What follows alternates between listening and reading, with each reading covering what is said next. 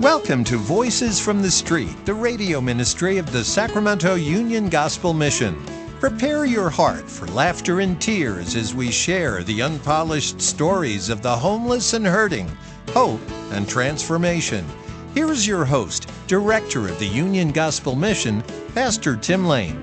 Well, hi guys. I'm glad you decided to join us again. I've got Tim Trenum from the kitchen back here. He is the kitchen supervisor. And we had a pretty good show last week. We got to talk about some of the things of the holidays. Want to go back over a few of those things for people that didn't hear last week. Also want to let you know that our construction guys are working as fast as they can to get the dorm back open so that we can get 60 people up there from the streets, which we call guests, in a warm, safe environment. So we're working as hard as we can to get that open. And it all adds to the excitement. You know, you probably don't think about a homeless shelter as being an exciting place, but Tim and I were just talking about it. And the reality is that in years gone by, there's all the decorations that are up. There's the holiday foods that are up. We've got the guests coming and going. We've got church groups coming and going. And it's really an exciting time. We hand out about 100 food boxes. And we have no idea how many people will come, but we're prepared for 100 food boxes at Thanksgiving and 100 food boxes at Christmas. And those are for families that have a dwelling and elderly people, 65 and older, who live in an apartment or trailer or house or whatever it is. But you need to have an address. And what we do is we prepare everything we can to give them the traditional type holiday experience, at least for eating. And so, you know, we all remember when we were kids, having the family over and having all those things. And we all ate too much turkey and we all ate too much pie and cranberry stuff and all those kind of things. And so, but for people that are out there that are on the very margin of life, sometimes the holidays can be pretty grim because they don't have anything to have those traditional meals. Maybe they're scraping together, get a toy or something for their kids. And so we can certainly step in, and we do, with food boxes. And yeah, I know you see the guys on TV and everybody's lined up in a car and they're giving away turkeys, and we don't do it quite like that. There's a message that's beforehand, and then what we do is we give them a box, but the box doesn't just have a turkey in it. It's got instant potatoes, it's got a pie or a pastry or something that we have. And then there's usually, I don't know, green beans or canned stuff. It just depends on what we have, but we make sure that they can have a complete holiday meal. I know that in the past we've even gotten bags of marshmallows so they can put them on their yams, right? Yes, sir. But we do everything that we can to make sure that these folks are getting it. Now, we're not taking credit for that because, one, God has laid it on the heart of the mission for us to do these things. And then you, as the donors to the mission, are the ones that are really responsible for what happens. But on the other side, I'm not coming on here to beg you to give to us, whether it's monetarily or with food donations. And here's why. Because it would be disingenuous of me to tell you we couldn't afford to do it, because we do have the money to make those food boxes happen regardless, and we will. But there's never been a year that we had to go and pay for all that stuff because you guys you opened your hearts and you donated turkeys. And I told them on the show last week that Tim's predecessor came to me and asked and said, hey, we don't have any turkeys. I put an ad out, and 3 days after the ad came out, he was begging me to take it off the air because he had too many turkeys. That's on you guys. That's on your warm hearts, your hearing from God to donate. And so I'll tell you what, we're forever grateful. And it's not us, it's you. And so, Tim, at the holiday time, we often think about the meals and we think about presents and we think about all of that. But you and I were talking off air about some of the things that are really super needed as Sacramento weather gets down to, we're not Alaska. But as Tim pointed out, 32 degrees is freezing, and it gets 32 degrees and below here.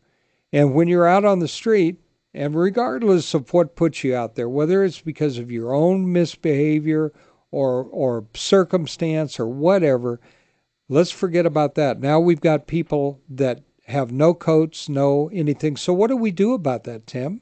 Well, all we can do is pray that, our donors, which are you folks out there, can see it in your heart, to give away that old hoodie you maybe wore once in 8, 9 months. And it's simple. The hoodie that we take for granted is something that they prize. It's a prize for them because it does get very, very cold out there, Pastor. You and I both know. We know people who have passed in front of the mission from the freezing cold. So we don't want to see that. It's a blessing to see a 60, 68-year-old gentleman come up and you give him a sweater. And simple thing of a sweater brings such joy to them. We hand out blankets. We try to keep up with as many blankets as we can. And tarps, right? And tarps, how, and they how come come. the tarps? Tell them Well, why. the tarp separates you from the concrete. Well, not just that, but the water. Covers the water as well. Um, coming coming from that situation, people a lot of times they say, "Oh, well, if you wouldn't drink, if you wouldn't use, you wouldn't have the need." Well, I'm an alcoholic and I was a functioning alcoholic, and the thing is I couldn't stop drinking. So it wasn't by choice at that point. It was because I had to do it to exist. I had to drink because I was drunk from the night before so I could go to work. And that's not trying to justify it. Correct. What he's trying to tell you is that when you get so deep into your addiction, you either need to find the way out of that addiction or feed it, right? Exactly. And so, it does get cold and, we always have a need. I've been at the mission for 12 years. And the one thing I think we need is socks for our men. Always. And we need tarps and blankets and just hoodies, jackets, sweaters, any of those things. That's what's needed on a daily basis at the mission. People say, "Oh, well, soap maybe," and I said, "Yeah, no, we provide all that. What they really need is something to keep warm at night." Yeah, no, it's absolutely true. And so here's how this all works. A guy comes in or a gal comes in, whoever it is, and they need to get a coat, they need to get a sleeping bag. We don't hand out tents. We're not encouraging them to start more tent cities, but they need to have something to fight off the cold. And so now we see on the forecast it's going to be raining. Well, a little cheap tarp that you buy for $2 or $3 or $4, just a little small one they can wrap around themselves, keeps the coat that they got or the blanket that they got from getting soaked, because once they're soaked, they're of no use. And so it also keeps the biting wind from coming through those blankets and everything. And so, along with the people that we would say, well, it's your fault, you're an alcoholic or whatever, there are also mentally disturbed people out there. Yes, sir. That really don't have a choice because they're mentally disturbed and they're not functional. We've had several people, a young lady that was out there and she would take her clothes off all the time. And as the weather started to turn, she would come. The last time she went onto the mission property, she wasn't naked, but she had such thin clothing on that she was freezing. And so we got her blankets and stuff, and we called the authorities to come and because she was really out of it. And, the sad part is that folks like her get taken advantage of by men out there that really don't have any compassion for her situation. And so everything that we do, we try to gear it towards them surviving a cold night. And as I said, we may not be Alaska, but people that die out on the streets here, they may not freeze to death, but they die from hypothermia. And every year there's somebody that dies out there from hypothermia. And so the request for that kind of stuff is ongoing always. And when I said we don't always need a lot of women's clothing right now, that doesn't go for coats. We can always use coats, men, women, and children's coats. We've been very blessed. Burlington Coat Factory gave us coats. One time they gave us boxes as well of children's coats. And we coupled up with the church, and there was a needy school in the area, downtown Sacramento, and we got like 100 coats to kids out there. Again, I'm not taking credit for that. I mean, Burlington gave them to us. We distributed them, but the author and finisher of that was God, Amen. Not us. I mean, you know what? I'm just grateful to be able to be kind of a cog in this big mechanism that God has set up to help people. So I know Tim feels the same way, don't you, brother? Absolutely. I thank God every day that He can use me in some form to do His work. I mean, that's what we get up for as Christians, I believe. And it's no judgment. I just think that we should give for somebody else to utilize things, And I'm like you, Pastor. I don't think there's a need for begging because there's good people in this world, and we have seen that through our donors. We never really are in need. But special needs, like you said, if we don't ask, we can't receive. So, that's people ask, well, what is your biggest need at the mission? I get asked all the time, what do you need at the mission? Behind prayer, we need warmth, jackets, blankets, and things. So that's our biggest That need. is a huge one. Socks. Yeah, because when it gets rainy, we give out socks, 100, maybe 100 pair every 2 days there.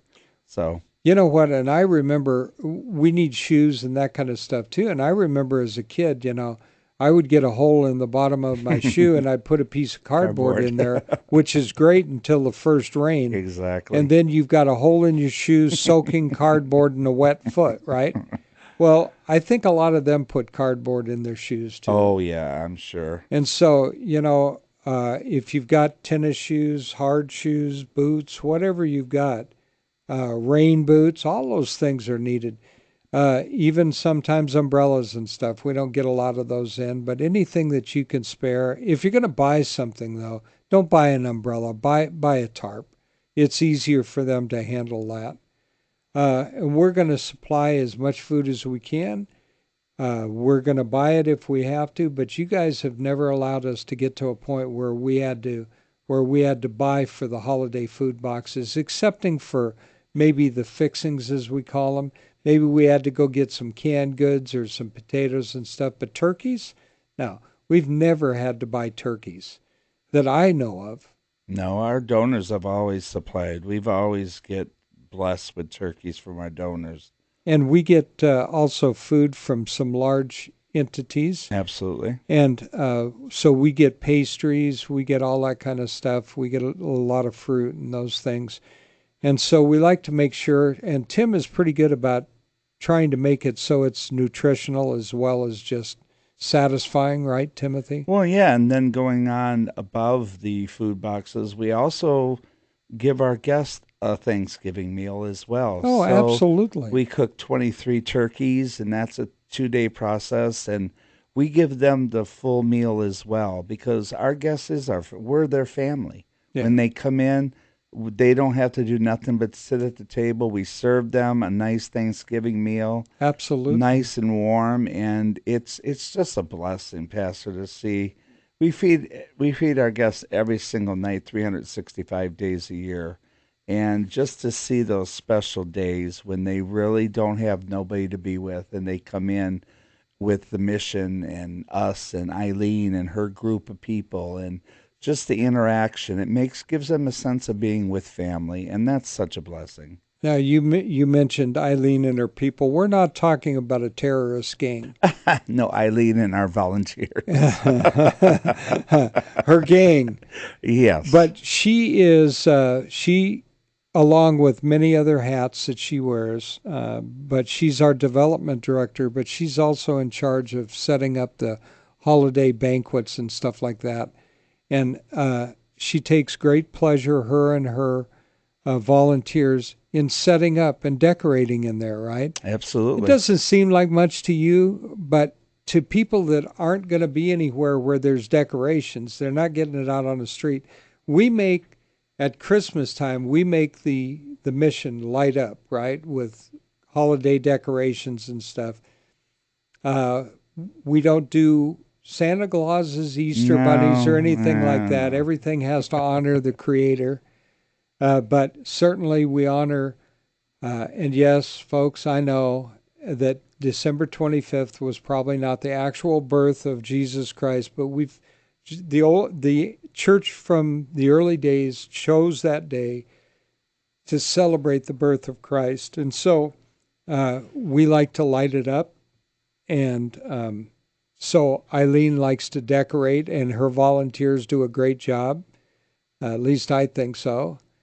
And we get in a festive mood, don't we? absolutely. It's just fun there. And like I said, we do it for the guests. They have no families. So when they come in there, just the lights at night and the Christmas tree in the chapel. And it's just a sense of being with family. And that's what we want to Yeah. always try to do. And some people from the street consider us family, Absolutely. you know. But, I have a special request. I asked last year, and I know she's going to bring it up very shortly again. If any of you has a life-size nativity scene, please call Eileen Trussell at 447-3268 and ask for Eileen Trussell.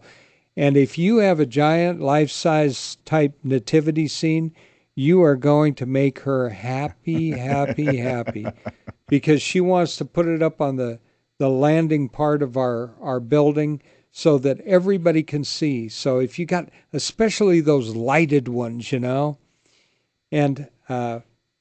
if you want to know where it would be going, probably right there next to a great big, beautiful, old-fashioned cross that says Jesus Saves in neon, right? Absolutely. We want to give that drab neighborhood. See, there's not a lot of residential folks there, so there's not a lot of decorations. So we try to do it upright, right, Timothy? Well, it's nice. You know where you're going. It's like the North Star.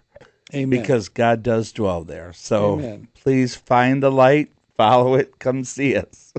Yeah, exactly. Exactly. And so everybody gets pretty much in the spirit, don't you think, Timothy? I think it's a good time there at the mission. I think hearts are light, and we know we get closer to Christ, and it's because of the giving. And people say, "Oh, it's Christmas." No, that's how some people. That's how I used to look at Christmas. Well, what am I going to get? Yeah. What am I going to get? Yeah. And it's not that way anymore. It's what can I give? What can I give? Oh, yeah. And Yeah, that's, no, I'm with you. That's where the joy comes. It does. We do a little thing with the staff. We change little gifts, and they're not expensive. They're like $10. Yeah, we call it our secret saint. Saint, yeah. Because we're not, not secret Santa Claus. It's secret saint.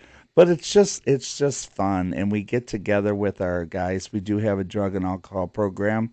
It's a 9-month program there, and even our guys, they're away from their families, and we exchange. They give pastor blesses them with gifts, and it's not a lot, but it's a nice backpack and usually a sweater or hoodie, and cosmetics and things of that nature. It's really nice. The guys really enjoy it. And then we take them out to eat. He doesn't mean makeup. He means well, cosmetics and shampoo and shaving cream, razors. Right. But then we go out to eat, and just that little small thing. The guys are, like I said, are away from their family, and it's just we are their family. And I look at all the guys in the program. I give up my holidays, and I don't give them up anymore. I choose to be with the guys in the program on the holidays because they are my family. Sure. Well, and I know that people often think, well, oh man, you have to go every day to a homeless shelter during the holidays, that's just got to be drudgery. No, it isn't at all.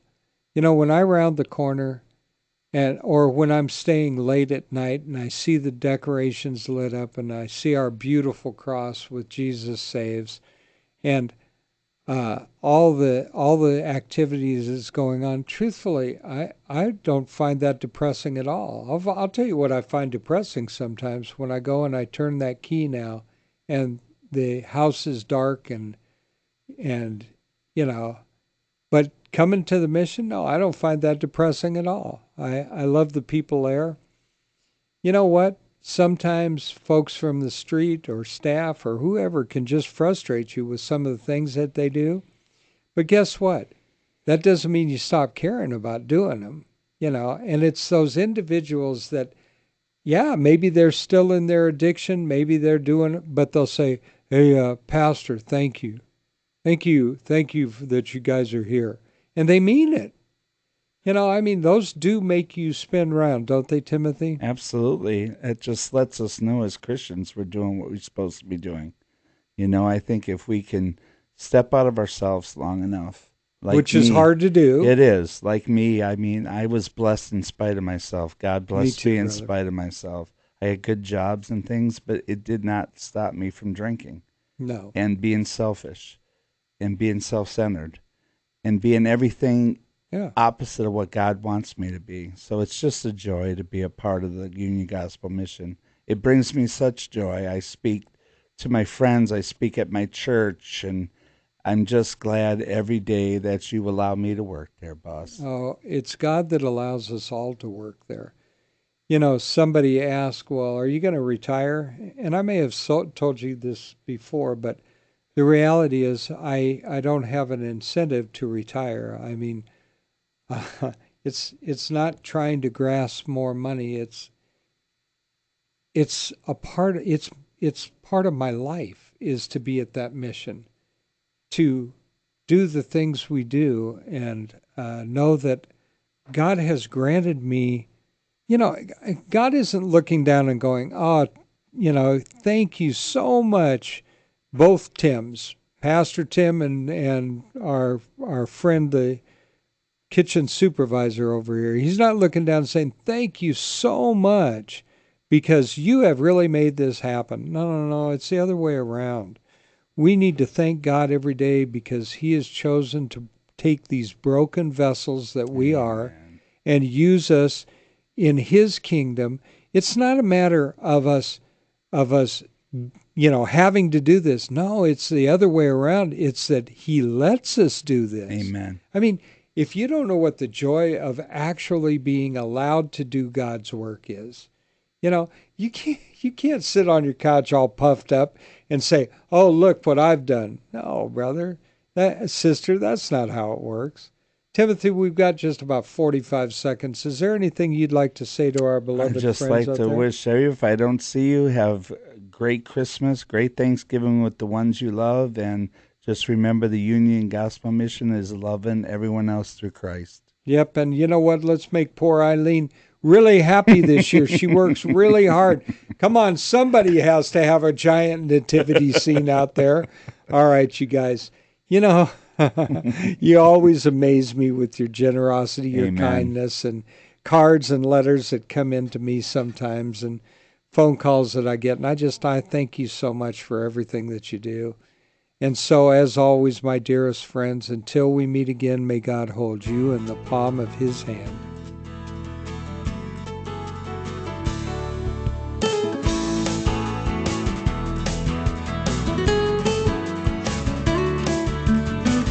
You've been listening to Voices from the Street, the radio ministry of the Sacramento Union Gospel Mission. If your heart's been touched and you want to know more about the work of the mission, log on to ugmsac.com, ugmsac.com. To donate clothing, food, time, or financial help, call 916-447-3268, 916-447-3268. Thank you so much for listening. Join us again next week at the same time for Voices from the Street.